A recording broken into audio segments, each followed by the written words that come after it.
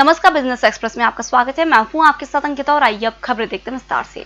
HDFC ने अपने ग्राहकों के लिए अपोलो हॉस्पिटल के साथ मिलकर द हेल्दी लाइफ प्रोग्राम शुरू किया है।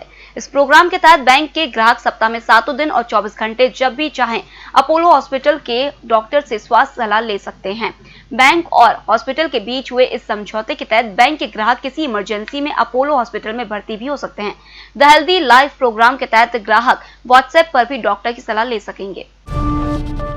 मजबूत ग्लोबल संकेतों के चलते घरेलू शेयर बाजार में शानदार तेजी है। BSE सेंसेक्स 429 अंक ऊपर 40,308 पर और निफ्टी 122 अंक ऊपर 11,860 के स्तर पर कारोबार कर रहा है। बाजार में IT शेयरों में जोरदार खरीदारी है। निफ्टी IT इंडेक्स में 875 अंकों से ज्यादा की बढ़त है। इसमें इन्फोसिस के शेयर में 7% से ज्यादा की बढ़त है। IT फर्म की सबसे बड़ी कंपनी TCS ने कहा है कि सितंबर तिमाही के लिए उसका शुद्ध लाभ 7.05% घटकर 7,000 करोड़ रुपए रह गया है, जो पिछले साल की सामान्य तिमाही में 8,042 करोड़ रुपए था। इसके परिणामों के साथ TCS ने कहा है कि उसके बोर्ड ने 16,000 करोड़ रुपए तक के शेयर बायबैक प्रस्ताव को मंजूरी दी है। इसके साथ ही TCS वित्त वर्ष 2021 में अपने शेयरों की खरीद के लिए जाने वाली पहली टेक्नोलॉजी कंपनी बन गई है। कंपनी आखिरी बार 2018 में समान राशि के लिए शेयर बायबैक के लिए गई थी। बहुत जल्द आप Amazon इन के जरिए ट्रेन की टिकट बुक कर सकेंगे। Amazon अपने वेबसाइट पर टिकट रिजर्वेशन कराने पर पहली ट्रेन टिकट बुकिंग पर 10% कैशबैक देगी, जो कि 100 रुपए तक है। वहीं प्राइम मेंबर्स को 12% कैशबैक मिलेगा। कैशबैक ऑफर सीमित अवधि के लिए सामान्य है। नए फीचर के तहत शुरुआती अवधि के लिए कंपनी ने सर्विस व पेमेंट गेटवे ट्रांजैक्शन चार्जेस से छूट दी है। बता दें कि यह एक लिमिटेड पीरियड ऑफर होगा। Amazon का train ticket booking feature Android व iOS दोनों तरह के ऐप यूजर्स के लिए उपलब्ध है।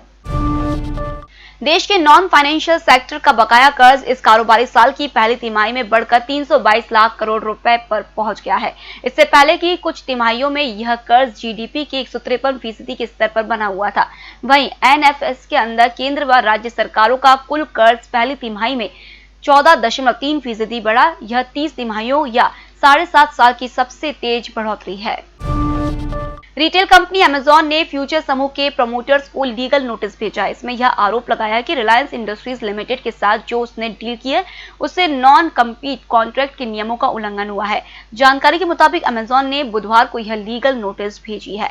बता दें कि अगस्त में रिलायंस इंडस्ट्रीज ने कहा था कि उसकी retail unit Reliance Retail Ventures Limited Kishore Biyani वाले फ्यूचर समूह से रिटेल और होलसेल बिजनेस, लॉजिस्टिक और वेयर हाउसिंग बिजनेस को खरीद रहा है।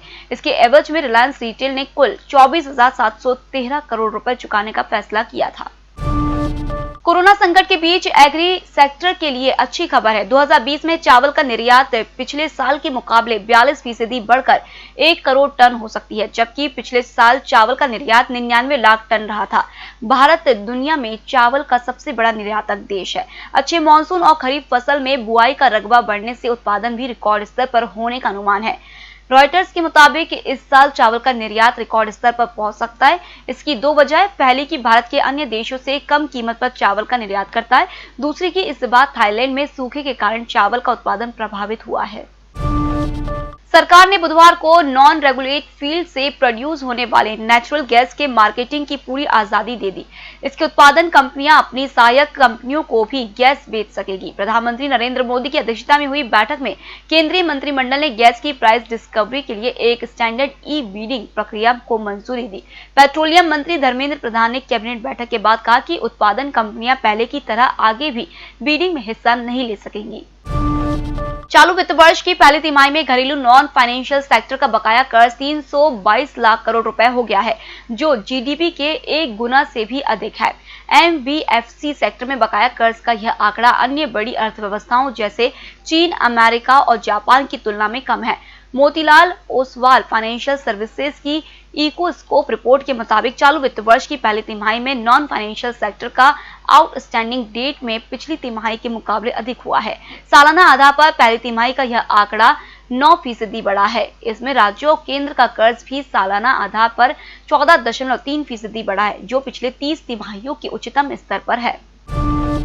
सरकारी तेल कंपनियों की ओर से आज फिर डीजल और पेट्रोल के दामों में कोई बदलाव नहीं किया गया है। बता दें कि पेट्रोल की कीमत में पिछले 15 दिनों से कोई फेरबदल नहीं हुआ है। सोमवार को भी दिल्ली में पेट्रोल 81 रुपए 6 पैसे पर स्थिर रहा। वहीं डीजल के दामों में भी कोई बदलाव देखने को नहीं मिला। फिलहाल इस बुलेटिन में इतना ही। आप बने रहिए EMS टीवी के साथ। नमस्कार।